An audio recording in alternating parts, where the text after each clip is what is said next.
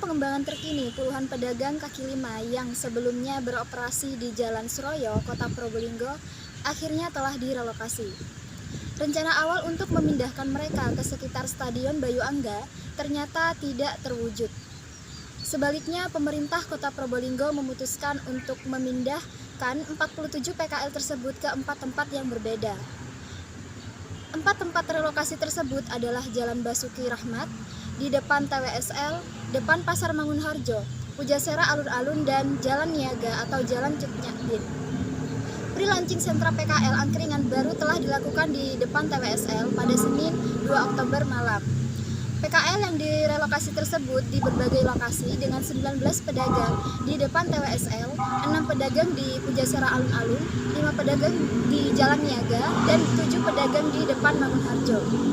Kabid Perdagangan Dinas Koperasi Usaha Mikro dan Perdagangan Kota Probolinggo, Erwan Kiswandoko, menjelaskan bahwa pemindahan ini dilakukan karena PKL angkringan sebelumnya berjualan di area yang mempengaruhi kelancaran lalu lintas. Oleh karena itu, upaya pemindahan ini dilakukan untuk menjaga keteraturan lalu lintas dan memberikan peluang kepada PKL untuk terus berusaha. Kepala DKUP Fitriawati menambahkan bahwa pemerintah sangat mendukung usaha kecil dan menengah, termasuk pelaku usaha di bidang kuliner. Penataan ulang PKL angkringan bertujuan untuk menciptakan lingkungan yang lebih tertata, rapi, dan nyaman. Namun, para PKL angkringan yang telah dipindah masih memiliki kekhawatiran. Beberapa di antaranya mengkhawatirkan bahwa tempat baru mereka akan kurang ramai dibandingkan dengan Jalan Suroyo yang selama ini menjadi lokasi berjualan mereka. Di sana hampir setiap malam selalu ada pembeli. Para pedagang berharap agar tempat baru ini bisa segera mendapatkan respon positif dari masyarakat dan menjadi tempat yang lebih ramai dalam waktu dekat. Namun, laporan dari lapangan menunjukkan bahwa pada hari ketiga setelah pemindahan beberapa lokasi tampak sepi. Hanya ada beberapa PKL yang berjualan di depan TWSL. Padahal seharusnya ada 19 PKL yang dipindah ke sana. Di depan Pasar Mangunharjo hanya ada 2 PKL yang berjualan, sedangkan di sekitar Pasar Baru atau Jalan Niaga tidak ada satupun PKL yang berjualan. Semua ini menunjukkan bahwa ada tantangan dalam menjaga bisnis PKL angkringan di lokasi-lokasi yang telah ditentukan. Bagaimanapun juga harapan masih ada bahwa dengan waktu tempat-tempat ini akan menjadi lebih ramai dan berkontribusi pada perekonomian lokal.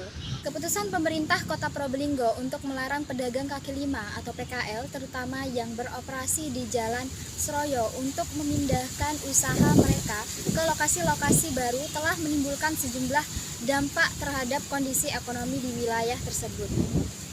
Kebijakan tersebut diambil sebagai respon terhadap masalah yang muncul akibat keberadaan PKL di kawasan yang mempengaruhi kelancaran lalu lintas. Namun, perpindahan ini menimbulkan pertanyaan mengenai bagaimana hal ini mempengaruhi penghasilan para PKL dan dampaknya pada perekonomian setempat.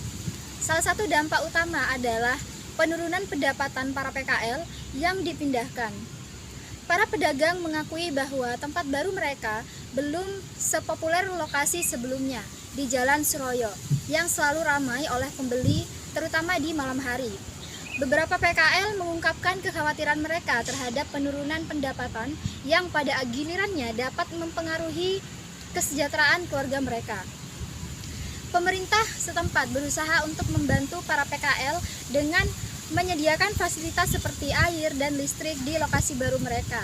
Namun, menarik minat masyarakat agar datang ke lokasi baru ini menjadi tantangan tersendiri. Sejumlah pedagang juga menyebutkan bahwa mereka belum menerima banyak pembeli di lokasi baru tersebut. Sementara PKL mengalami penurunan pendapatan, dampak lain adalah potensialnya penurunan kontribusi perekonomian lokal.